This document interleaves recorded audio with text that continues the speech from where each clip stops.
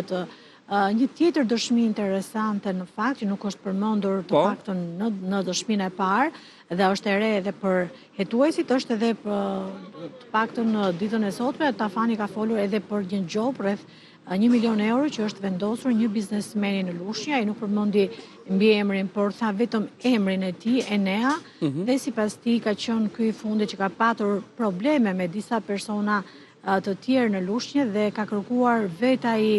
Lajër Taxhiun dhe ky i fundit pasi e ka marrë, e ka dërguar në periferi të Tiranës, i ka vendosur një job të cilën 1 milion euro, por ndërkohë sipas dëshmive që ka thënë Tafani, kanë arritur t'i marrin 360.000 euro. Ndërkohë që 120.000 euro biznesmeni ka dhënë atij djalit që e ka lidhur me Lajër Taxhiun. Megjithatë duhet theksuar se ai ka treguar në gjykatë terrorin që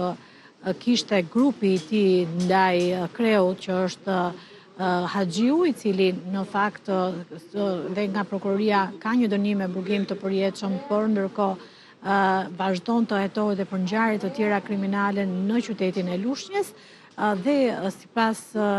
dëshmisë së Tafanit, ata ishin tërkohën në terror, ndërkohë që ai i rrihte dhe i keq trajtonte anëtarët e tjerë të grupit, ndërkohë që me Tafanin, me të cilin e kishte përdorur dhe për ngjarje të tjera kriminale, sillej disi më ndryshe. Pra kanë qenë detaje të rënda në fakt që po dëshmohen nga bashkëpunëtori i drejtësisë në këtë seancë, ndërkohë që ka qenë më herët edhe në seanca, ka dëshmuar edhe në një tjetër seancë, siç e theksova, për grupin, për anëtarët e tjerë të grupit të Haxhiut, i cili po gjykohet, pra i ndar nga anëtarët e tjerë pasi u ekstradua më vonë nga Greqia. Ndërkohë, Vione ende të japi dëshminë e tij apo ka përfunduar dëshmia e Tafanit gjatë seancës sotme?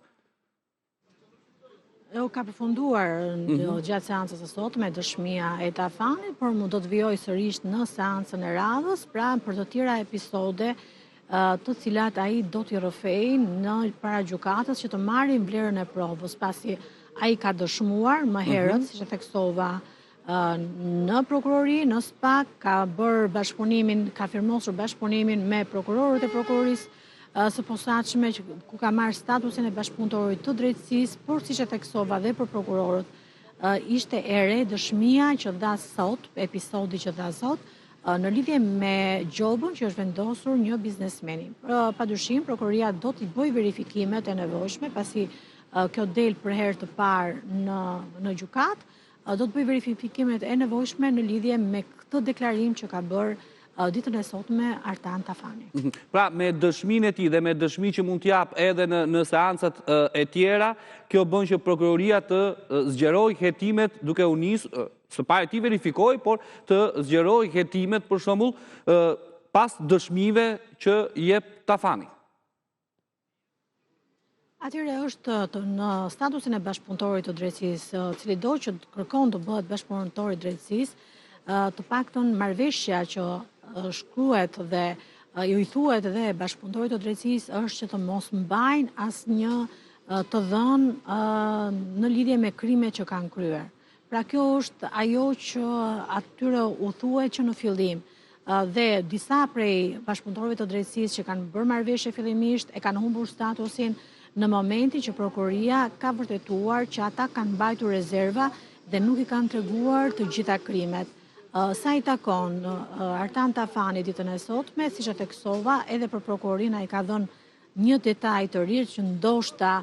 nuk i është kujtuar më herët dhe i është kujtuar ditën e sotme dhe për të vërtetuar që është e saktë kjo dëshmi e tij, prokurorëve do të duhet të bëjnë verifikimet e nevojshme në lidhje me këtë dëshmi, pasi në të kundërtën nëse ai dëshmon gjëra të paqëna, atëherë mund të humbas dhe statusin e bashkëpunëtorit të drejtësisë. Por duhet theksuar, duhet parë dhe rrethanat, pasi Artan Tafani herën e parë ka dëshmuar në kohën që Lajër Taxhiu nuk ishte arrestuar ende nga policia dhe ndërkohë tashmë që ai ndodhet i arrestuar dhe ndodhet në gjykim, ndoshta ka dhe detaje të tjera që po preferon t'i thotë në gjykatë. Megjithatë, mbetet për të parë dhe për të verifikuar nga ana e prokurorëve të çështjes këto të dhëna që po dalin edhe në këtë fazë ku është procesi ndaj Haxhiut, i cili, siç e theksova, nuk ka pranuar të ishte vetë i pranishëm, dhe nuk ka pranuar të shoqëroj nga burgu i Drenovës ku ai ndodhet aktualisht, por ka preferuar të jetë të përfaqësohet nga avokatët mbrojtës. Ndërkohë edhe një pyetje keni duke qëndruar këtu, sa të penduar të drejtësisë janë nga grupet kriminale, kemi Tafanin, Nuredin Dumanin dhe edhe një tjetër, apo ju është hequr, nëse nuk gaboj, ju është hequr pra edhe mbrojtja dikujt, që s'është marrë i besueshëm. Kemi Erion Alibejn, kemi Tafanin, kemi Luftar Reqin, që janë bashkëpunëtorë të drejtësisë, por kjo mbetet deri në fund të procesit. Siç e thatë dhe ju, Nuredin Dumani, ndërkohë Henrik Hoxhës ishte një tjetër bashkëpunëtor i drejtësisë, në fakt i cili e firmosi bashkëpunimin me prokurorin e posaçme për të bashkëpunuar dhe për të fituar statusin, por duke qenë që dolën dëshmi të tjera dhe nuk u vërtetuan disa nga thëniet e tij, i kanë qenë vetë prokurorët që ja kanë hequr statusin e bashkëpunëtorit të drejtësisë. Të jesh bashkëpunëtor drejtësie, në fakt ke përfitime. Dje tashmë kemi patur shembullin me Adriatik Colin ose me të pandehur të tjerë të bandës së Lushnjës, pra bashkëpunëtorët e drejtësisë dënohen për krimet që kanë kryer, për dënimi i tyre është minimal me atë që e parashikon kodi penal, por dhe familja e tyre merret në ruajtje nga ana e strukturave shtetërore dhe ata dërgohen në një vend ku në fakt nuk gjenden nga grupet kriminale. Pra, kanë që të jesh dhe të mbash deri në fund statusin e bashkëpunëtorit të drejtësisë, kjo ka kosto, pasi përveç deklarimeve të tua që i thua në gjykat, padyshim, ato duhet të vërtetohen edhe me prova të tjera dhe nëse kemi vënë re dhe në procese të ngjashme janë pikërisht të pandehurit e tjerë, të cilët janë hedhur në sulm ndaj bashkëpunëtorëve të drejtësisë duke pretenduar që ata nuk i kanë të vërteta ato që thonë, pra dhe këtu është gjithë lufta që po bëhet me bashkëpunëtorët e drejtësisë dhe kjo për faktin që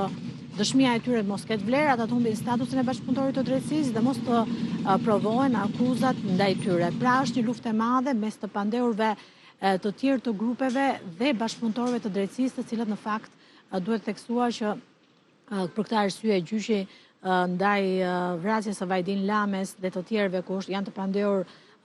disa persona mes tyre dhe Emiliano Shullazi, ka 6 vite që vijon në gjykatën e posaçme dhe ende nuk kemi arritur në konkluzionet e prokurorisë pra në shkallën e parë dhe kjo për shkak se gjithmonë në çdo seancë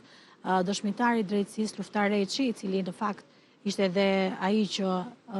dëshmia e të cilit bëri që të hapej ky proces, gjithmonë të paktën është akuzuar nga dëshmitarët dhe nga mbrojtësit e tyre se i ka të pavërteta deklarimet që ka thënë.